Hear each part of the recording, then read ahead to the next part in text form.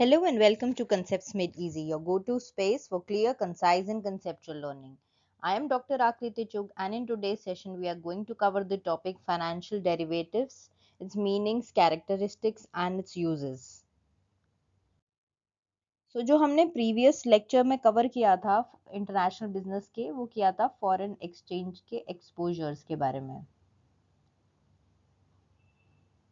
3 types के पढ़े थे, ट्रांसलेशन, ट्रांजैक्शन एंड इकोनॉमिक। अब इन रिस्क को, इन एक्सपोजर को मैनेजमेंट, इसको मैनेज कैसे किया जाता है, मैनेजमेंट ऑफ एक्सपोजर्स, वो सीखना है। बट उससे पहले, क्योंकि डेरिवेटिव्स इस मैनेजमेंट का बहुत इंपॉर्टेंट पार्ट है, तो हम पहले डेरिवेटिव्स कवर करेंगे, उसके बाद मैनेजमेंट ऑफ एक्सपोजर्स को समझेंगे। सो डेरिवेटिव्स एंड टाइप्स के बारे में हम पहले पढ़ लेते हैं।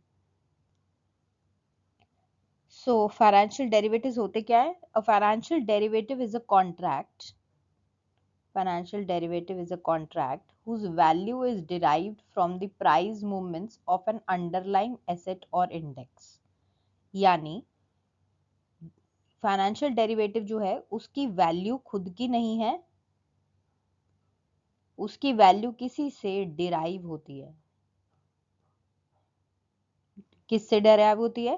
किसी अंडरलाइंग एसेट से डिराइव होती है, अंडरलाइंग एसेट से डिराइव होती है।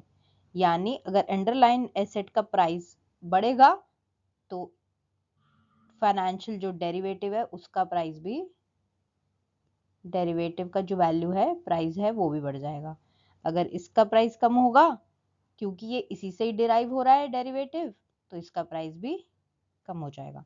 तो यानी फाइनेंशियल डेरिवेटिव जो है वो एक कॉन्ट्रैक्ट है जिसकी वैल्यू डिराइव होती है प्राइस मूवमेंट से ऑफ एन अंडरलाइंग एसेट और index. So let's say you think that the price of gold will go up in the next month. So you don't actually buy gold, instead you enter into a derivative contract. अगर आपको लगता है कि price of gold बढ़ जाएगा, सो आप gold ना खरीद के एक डेरिवेटिव कॉन्ट्रैक्ट खरीद लेते हो। और कॉन्ट्रैक्ट क्या कहता है? अगर गोल्ड का प्राइस बढ़ेगा तो प्रॉफिट हो जाएगा, अगर कम हो जाएगा तो लॉस हो जाएगा।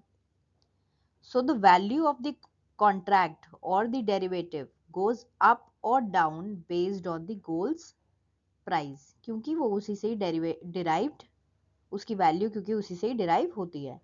सो द कॉन्ट्रैक्ट की वैल्यू है वो डिराइव हो रही है गोल्ड के प्राइस से। So a financial derivative is a deal या contract whose value comes from the price of something else. Something else क्या है? Underlying asset, underlying asset. So you're not owning the asset, but you are betting on how its price will move. So what are the key characteristics of financial derivatives? The first one is their value does not stand alone. It comes from something else. और something else क्या है? Underlying asset, मतलब उसकी खुद की value नहीं होती, वो किसी से डिराइव होती है। और किससे डिराइव होती है? अंडरलाइंग एसेट से डिराइव होती है। और अंडरलाइंग एसेट्स की जो, वो कौन कौन से हो सकते हैं? स्टॉक्स हो सकते हैं, शेयर्स ऑफ अ कंपनी हो सकते हैं, जैसे एप्पल के स्टॉक्स हो गए, उससे डिराइव हो रही है उसकी वैल्यू। सेकंड जो है कमोडिटीज़ हो सकती हैं, raw materials like crude oil, gold, wheat, corn, इस पे वैल्यू डिपेंड कर सकती है। नेक्स्ट आता है currencies, foreign exchange rates underlying assets हो सकते हैं जिस पे वैल्यू डिपेंड कर सकती है। मार्केट में इंडेक्सेस हो सकते हैं, निफ्टी, सेंसेक्स, जिस पे वैल्यू डिपेंड कर सकती है। और जो फाइनेंशियल डेरिवेटिव है वो एक कॉन्ट्रैक्ट है, एक एग्रीमेंट है बिटवीन टू मोर पार्टीज और टू और मोर companies. You usually don't exchange the asset immediately. ये एक फ्यूचर सेटलमेंट में होता है, फ्यूचर में होता है, तो इमीडिएटली ये एसेट को एक्सचेंज नहीं करते, फ्यूचर की डील है ये। Instead you agree to buy sell or settle in future depending on how prices change. Next आता है leverage. You only pay a small amount to enter into the contract. जो agreement करने के लिए जो payment होती है उतना ही पैसा देना पड़ता है. And you can control a large value, which means small price का अगर change आता है तो बहुत ज़्यादा profits या losses हो सकते हैं. इसी को हम क्या कहते हैं? Leverage कहते हैं. Derivatives क्यों यूज करने चाहिए? फर्स्ट जो पर्पस है कंपनीज और लोग क्यों डेरिवेटिव्स को यूज करते हैं, first is hedging. Hedging means to protect या प्रोटेक्ट फ्रॉम रिस्क या टू रिड्यूस रिस्क. हम जैसे अपने आप को प्रोटेक्ट करते हैं अगेंस्ट प्राइस चेंजेस, तो इन्वेस्टर्स अपने आप को प्रोटेक्ट करने के लिए हेजिंग करते हैं. कौन यूज करते हैं इनको? बिजनेसेस यूज करते हैं, एक्सपोर्टर्स इंपोर्टर्स यूज करते हैं, इन्वेस्टर्स यूज करते हैं. For example, an airline needs to buy fuel every month. If oil prices goes up suddenly, the airline will lose a lot of money. So airline enters into a derivative contract to lock the price of the oil.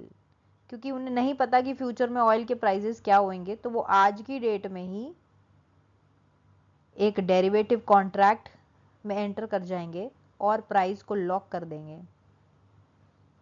कि future में price कुछ भी हो, क्योंकि oil की requirement future में भी रहेगी, तो हम आज ही प्राइस को लॉक कर देंगे. Even if the oil price rise later, the airline pays the lower price agreed in the contract. This saves money and reduces the risk.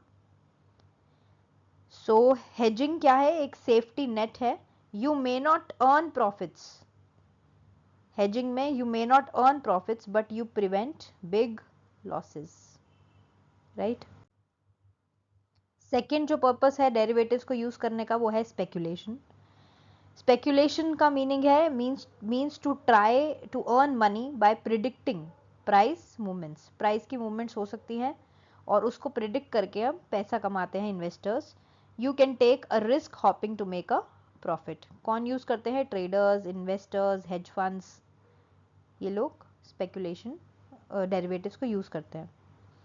For example, you think the price of the gold will rise next month. Instead of buying gold, you buy a gold futures contract. अगर उसका price, gold का price अब ऊपर जाता है तो contract को profit में सेल किया जा सकता है. क्यों? क्योंकि बाय किया था लोअर प्राइस पे, इस उम्मीद पे कि प्राइस बढ़ जाएगा, और फ्यूचर में प्राइस बढ़ गया गोल्ड का, और तब आपने उसको सेल कर दिया एट हाई प्राइस, और इस वजह से आपने क्या कमा लिया? प्रॉफिट. सो अगर प्राइस गिर जाता है फ्यूचर में तो क्या होगा? You will lose money. So speculation is is like placing a bet. It can give high profits or big losses. So third है arbitrage. It is to earn profit from price differences. Arbitrage means buying in one market and selling in another to earn a risk-free profit from price differences. एक market है जहाँ पे P1 है और दूसरी market है जहाँ P2 है.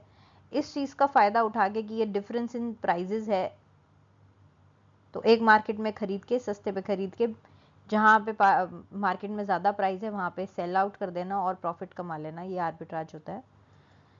Who uses it? Professional traders, banks and financial institutions. Let's say gold is selling at 60,000 per 10 grams in India and at 61,000 in rupees. तो ट्रेडर बाय करेगा गोल्ड इंडिया में, जहाँ पे सस्ता है वहाँ पे बाय करेगा, और दुबई में जाके सेल कर देंगे जहाँ पे महंगा है गोल्ड का price, making 1,000 rupees profit per grams excluding cost. Similarly, a trader might use derivative contracts to lock in these price differences in stock and currency markets. So arbitrage is smart buying and selling, taking advantage of temporary price gaps in different markets. So this was it about the introduction to derivatives. We will cover the types of derivatives in the subsequent lectures. Thank you so much.